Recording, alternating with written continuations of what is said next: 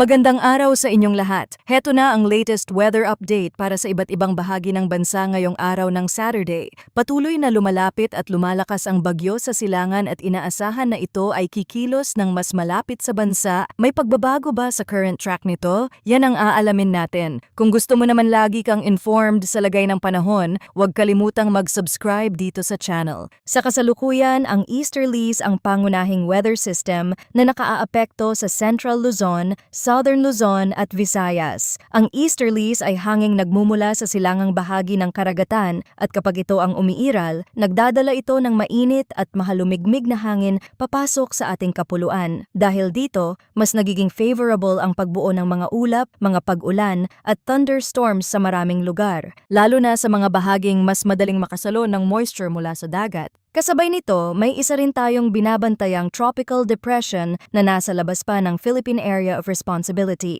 Ngayong umaga, ang lokasyon ng tropical depression ay nasa around 1,735 kilometers east of eastern Visayas. Taglay nito ang maximum sustained winds na 55 kilometers per hour near the center, may bugso na umaabot hanggang 70 kilometers per hour at kumikilos ito west-northwestward at 35 kilometers per hour. Sa ngayon, wala pa ito sa loob ng ating teritoryo pero mahalaga na itong bantayan dahil habang gumagalaw ito sa ibabaw ng mainit na karagatan, may posibilidad itong patuloy pang lumakas sa mga susunod na oras at araw. Pag-usapan muna natin ang lagay ng panahon sa loob ng bansa. Para sa Visayas at Palawan, inaasahan ang cloudy skies with scattered rains and thunderstorms dulot ng easterlies. Sa madaling paliwanag, hindi lang ito simpleng maulap na kalangitan o panakanakang ambon. May malinaw na posibilidad ng pabalik-balik o sunod-sunod na mga pag-ulan at thunderstorms sa ilang bahagi ng araw. Kapag mas lumakas ang mga thunderstorm na ito, posibleng magkaroon ng flash flood sa mga mabababang lugar at landslides naman sa mga paanan ng bundok at sa mga lugar na madaling gumuho ang lupa. Kaya para sa mga nasa Visayas at Palawan, mahalagang huwag maging kampante kahit pa may mga sandaling humihina o tumitigil ang ulan dahil kung nananatiling mabigat ang pakiramdam ng hangin at makapal ang ulap, pwede pa ring sumunod ang panibagong buhos sa mga susunod na oras. Sa Visayas, mas kailangang maging mapagmatyag lalo na sa mga komunidad na malapit sa ilog, sa mga baybaying lugar at sa mga mabababang bahagi ng lungsod at bayan.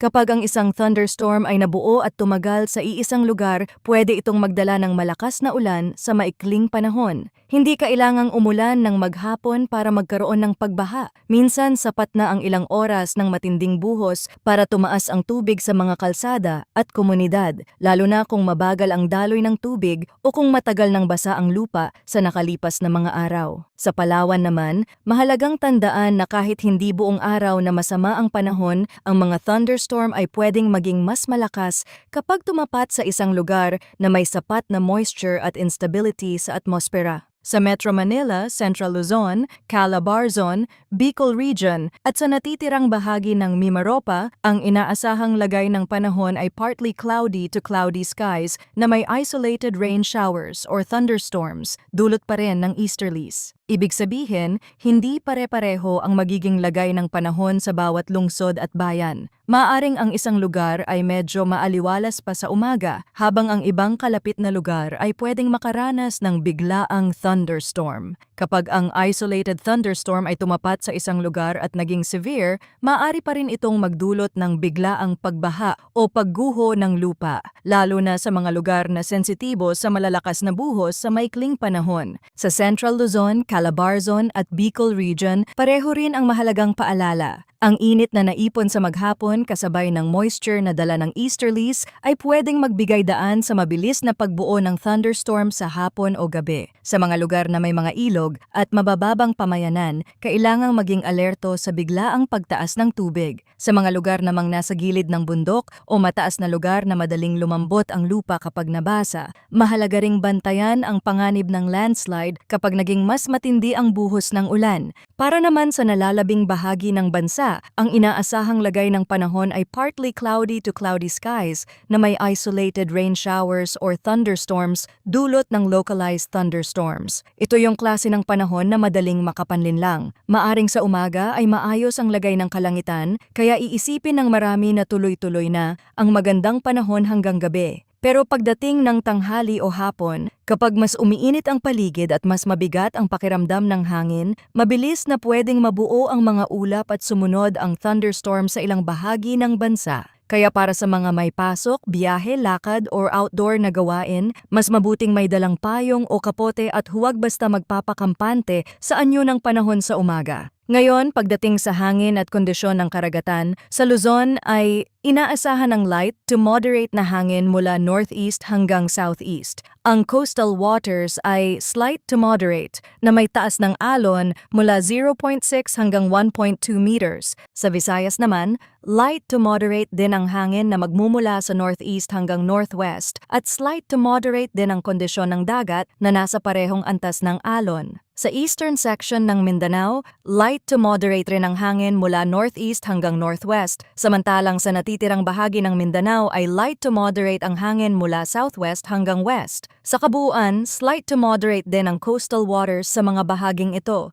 na may alon mula 0.6 hanggang 1.2 meters. Sa pangkalahatan, hindi pa ito itinuturing na pinakamasamang kondisyon sa dagat, pero hindi rin ito dahilan para maging pabaya, lalo na sa mga maliliit na bangka at sa mga mangingisda. Kapag may kasabay na thunderstorm sa dagat o malapit sa baybayin, pwedeng pansamantalang lumakas ang hangin at tumaas ang alon kahit hindi naman iyon ang pangkalahatang forecast sa buong maghapon. Kaya sa mga may planong pumalaot, mahalaga pa ring obserbahan ang aktual na galaw ng ulap at hangin sa inyong lugar.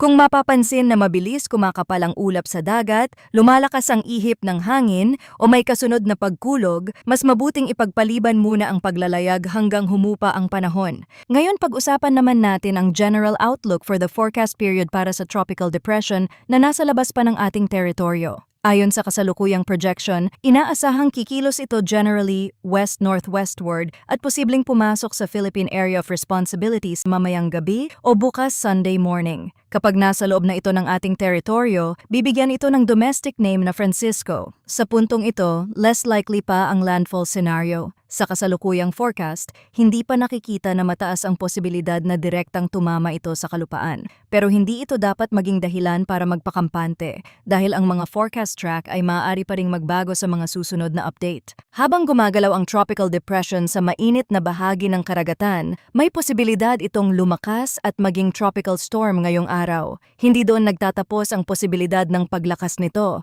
Ayon sa projection, maaari pa itong patuloy na mag-intensify at umabot sa typhoon category pagdating ng Sunday. Yan ang dahilan kung bakit mas mahalagang bantayan ang trend ng paglakas nito sa mga susunod na oras at araw, lalo na kung mananatili itong nasa favorable environment sa ibabaw ng dagat. Kapag mainit ang karagatan at maganda ang upper level environment, mas nagiging favorable ang development ng isang tropical cyclone. Bagamat less likely pa ang direktang landfall, may mahalagang bahagi pa rin ng forecast na hindi dapat binabaliwala. Dahil sa posible nitong close proximity sa lupa sa Tuesday at Wednesday at dahil pwede pang magbago ang track sa mga susunod na bulletin, hindi pa rin inaalis ang posibilidad ng pagtaas ng wind signal number 1 sa northern at eastern portions ng northern Luzon. Meaning, kahit hindi pa tiyak ang direktang pagtama, ang paglapit nito sa hilagang bahagi ng bansa ay sapat para ikonsidera ang posibilidad ng wind signal sa mga susunod na araw kung sakaling bahagyang gumalaw ang track nito palapit sa lupa.